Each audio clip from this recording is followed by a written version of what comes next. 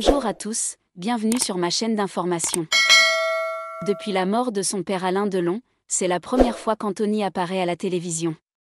Invité sur le plateau de l'heure des pros de Pascal Praud ce lundi 4 novembre, le fils de la légende du cinéma est revenu sur le déroulement de ses très secrètes funérailles du 24 août dernier. Il aurait fêté ses 89 ans ce 8 novembre 2024.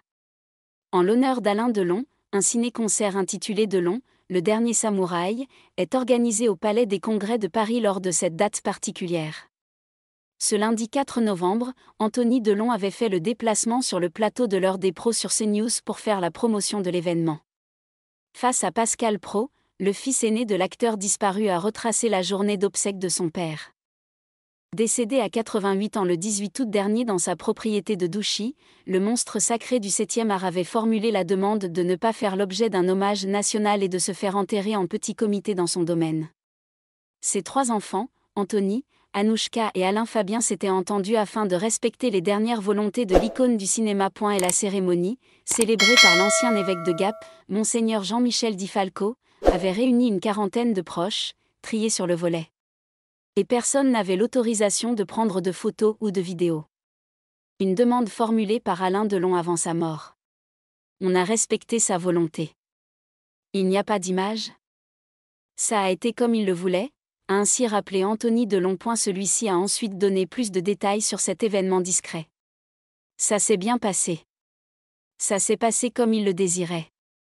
Il y avait ses amis.